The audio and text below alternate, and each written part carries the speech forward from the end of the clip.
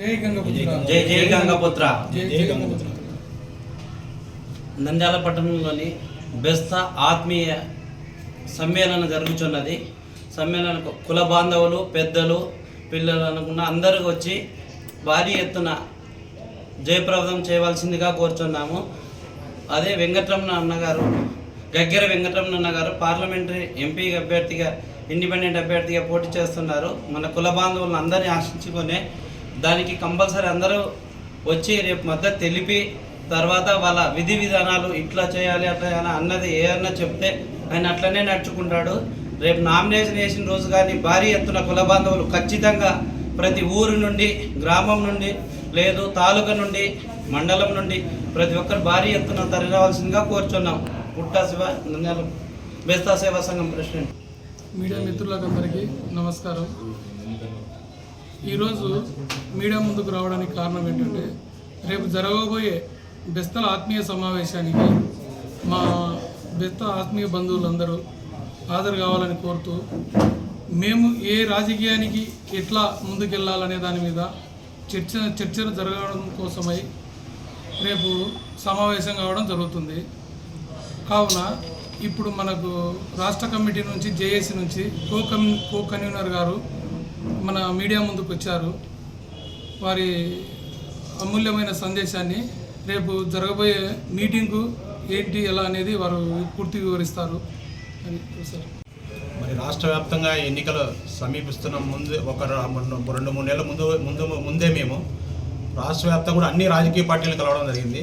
అన్ని రాజకీయ ఇంక్లూడింగ్ సజ్జల రామకృష్ణారెడ్డి కాడి నుంచి కూడా చంద్రబాబు నాయుడు, అదేవిధంగా పవన్ కళ్యాణ్తో పాటు అన్ని రాజకీయ పార్టీలను కలవడం జరిగింది. బెస్తల రాయలసీమలో ఉన్న బెస్తల జనాభా దాదాపు 15 లక్షల నుంచి 16 లక్షల జనాభా ఉన్నాం మేము.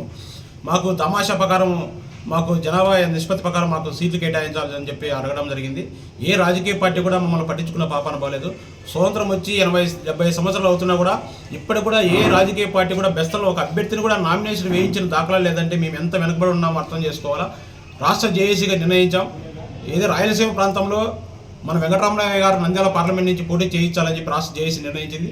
అందుకు రాష్ట్ర జేఏసీ అండదండలు పుష్కలంగా వెంకటరమణయ్య గారికి ఉంటాయి. రాష్ట్ర వ్యాప్తంగా అన్ని రాజకీయ పార్టీల్లో కూడా అభ్యర్థించిన తర్వాత ఫైనల్ డెసిషన్ తీసుకోవాల్సి వచ్చింది. మేము మా తమాషా పద్ధతి ప్రకారం మేము జనాభా ఎంత ఉన్నామో అన్ని సీట్లు కేటాయించకుండా మేము రాష్ట్ర వ్యాప్తంగా ఉన్న బెస్తలను మాత్రం ఇక్కడ నుంచి ఇచ్చాపురం వరకు బెస్తలు ఉన్నారు.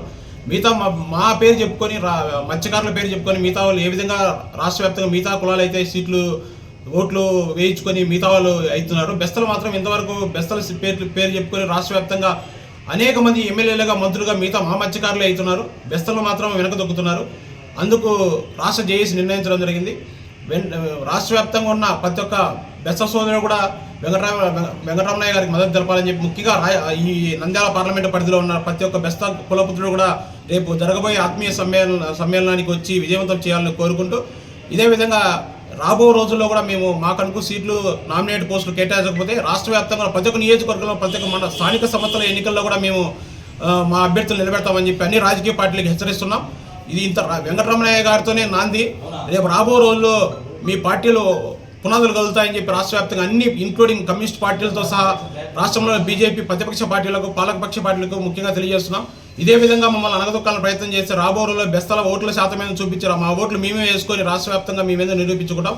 ముఖ్యంగా నంద్యాల పార్లమెంటు అభ్యర్థి వెంకటరమణయ్య గారిని ఈ నంద్యాల పార్లమెంటు పరిధిలో ప్రతి ఒక్క బెస్త కులపుత్రుడు కూడా హక్కును చేర్చుకొని ఓటు చేసి అత్యంత మెజార్టీతో గెలిపించాలని కోరుతున్నాం. రేపు జరగబోయే ఆత్మీయ సమ్మేళనం ప్రతి ఒక్క బెస్త కులపుత్రుడు హాజరు కావాలని తెలియజేస్తున్నాం. Hit TV presents like, share, comment. TV వాళ్ళకు కూడా నేను ఒక సర్ప్రైజ్ ఇద్దాం అనుకుంటున్నాను. మీరు మాత్రమే జెస్సీ ఎందుకు అయ్యారు? ఇలాంటి అమ్మాయిలకి పిలవడానికి బాగుంటుంది. చందు సాయికి like you and have a, జనాలకి ఒక పేరు నచ్చిందంటే దీనికి ఒక ప్రాసెస్ ఉంటుంది. ఎందుకు ప్రాసెస్ డైరెక్ట్గా వెళ్ళిపోదాం. ఏదైనా ఒకటి మర్చిపోయినావా నువ్వు? ఏం మర్చిపోయావు? ఏదో ఆ టైంకి మన సుడి బాగుంటే ఎవరన్నా చూపిస్తే రాయగలం కానీ డోర్ టు డోర్ సేల్స్ చేసేవాళ్ళు. శారీ వస్తుంది, శారీలో వెనకాల కట్టుకుని